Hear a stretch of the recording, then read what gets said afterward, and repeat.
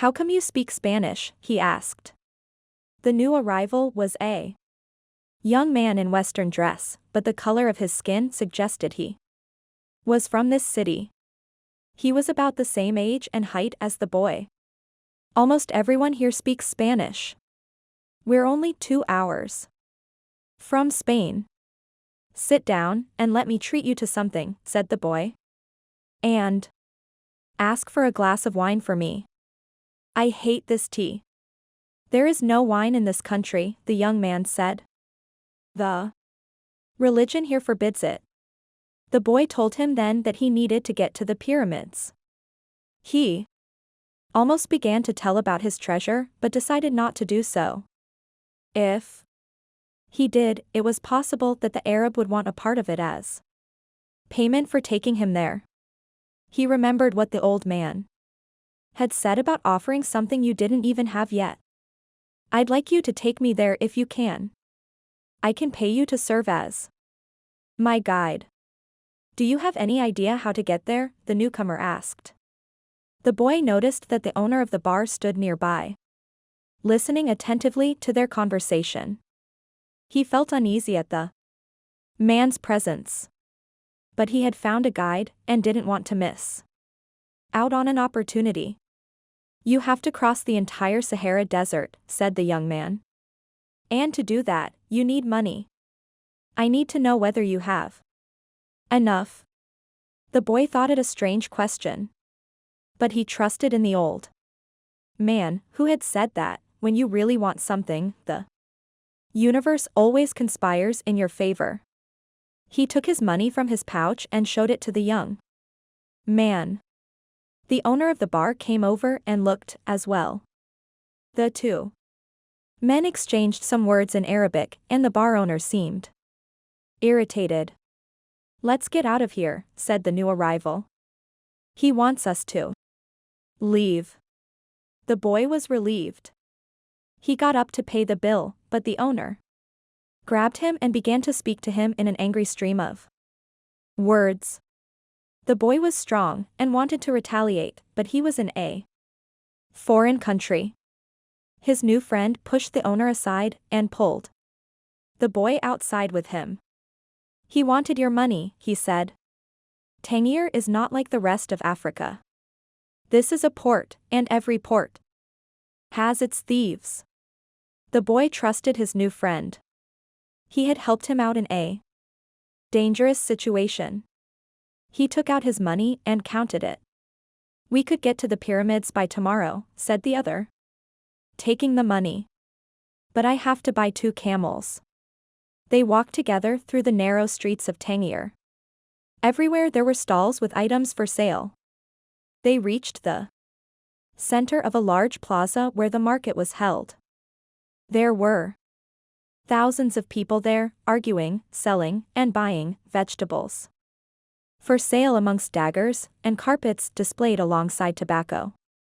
But the boy never took his eye off his new friend. After all, he had all his money. He thought about asking him to give it back, but decided that would be unfriendly. He knew nothing about the customs of the strange land he was in. "I'll just watch him," he said to himself. He knew he was stronger than his friend. Suddenly, there in the midst of all that confusion, he saw the most beautiful sword he had ever seen. The scabbard was embossed in silver, and the handle was black and encrusted with precious stones. The boy promised himself that, when he returned from Egypt, he would buy that sword. "Ask the owner of that stall how much the sword costs," he said to his friend. Then he realized that he had been distracted for a few moments, looking at the sword. His heart squeezed, as if his chest had suddenly compressed it. He was afraid to look around, because he knew what he would find. He continued to look at the beautiful sword for a bit longer, until he summoned the courage to turn around. All around him was the market, with people coming and going, shouting and buying, and the aroma of strange foods, but nowhere could he find his new companion. The boy wanted to believe that his friend had simply become separated from him by accident. He decided to stay right there and await his return. As he waited, a priest climbed to the top of a nearby tower and began his chant. Everyone in the market fell to their knees, touched their foreheads to the ground, and took up the chant. Then, like a colony of worker ants, they dismantled their stalls and left. The sun began its departure as well. The boy watched it through its trajectory for some time, until it was hidden behind the white houses surrounding the plaza. He recalled that when the sun had risen that morning, he was on another continent, still a shepherd with 60 sheep, and looking forward to meeting with a girl. That morning he had known everything that was going to happen to him as he walked through the familiar fields. But now, as the sun began to set, he was in a different country, a stranger in a strange land, where he couldn't even speak the language.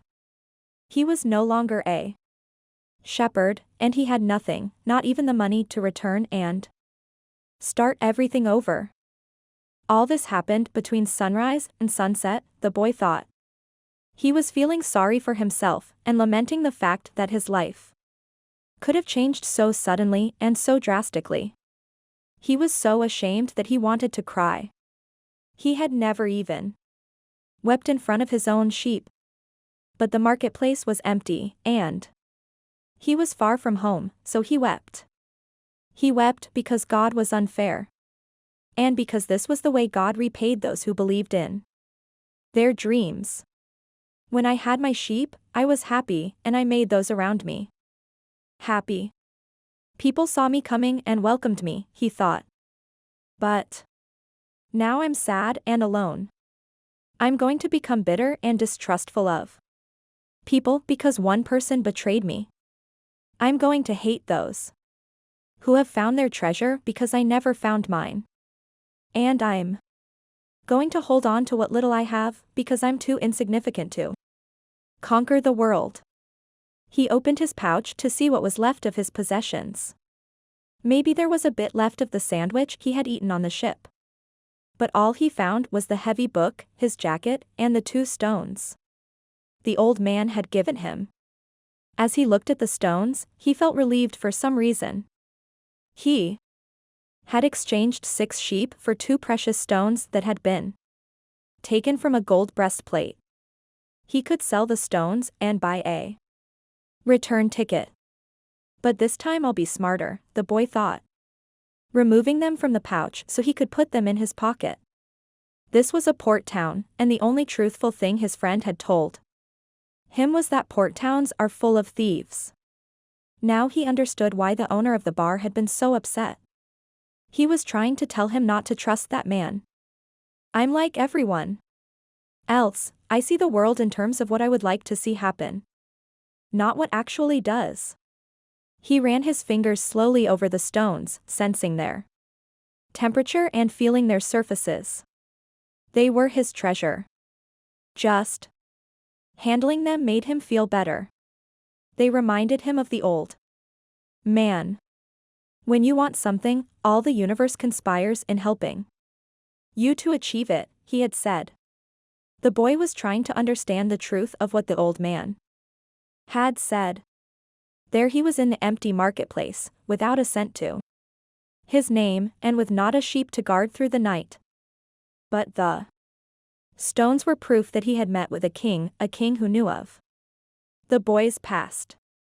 They're called Urim and Thummim, and they can help you to read the omens. The boy put the stones back in the pouch and decided to do an experiment. The old man had said to ask very clear questions, and to do that, the boy had to know what he wanted. So he asked if the old man's blessing was still with him. He took out one of the stones. It was yes. Am I going to find my treasure? He asked. He stuck his hand into the pouch, and felt around for one of the stones. As he did so, both of them pushed through a hole in the pouch and fell to the ground. The boy had never even noticed that. There was a hole in his pouch. He knelt down to find Urim and Thummim and put them back in the pouch. But as he saw them lying there on the ground, another phrase came to his mind. Learn to recognize omens, and follow them, the old king had said. An omen. The boy smiled to himself. He picked up the 2 stones and put them back in his pouch. He didn't consider mending the hole. The stones could fall through any time they wanted. He had learned that there were certain things one shouldn't ask about, so as not to flee from one's own personal legend. I promised that I would make my own decisions, he said to himself. But the stones had told him that the old man was still with him, and that made him feel more confident. He looked around at the empty plaza again, feeling less desperate than before. This wasn't a strange place, it was a new one. After all, what he had always wanted was just that, to know new places. Even if he never got to the pyramids, he had already traveled farther than any shepherd he knew. Oh, if they only knew how. Different things are just 2 hours by ship from where they are, he thought. Although his new world at the moment was just an empty marketplace, he had already seen it when it was teeming with life. And he would never forget it. He remembered the sword. It hurt him a bit to think about it, but he had never seen one like it before. As he mused about these things, he realized that he had to choose between thinking of himself as the poor victim of a thief and as an adventurer in quest of his treasure. I'm an adventurer, looking for treasure, he said to himself. He was shaken into wakefulness by someone. He had fallen asleep in the middle of the marketplace, and life in the plaza was about to resume.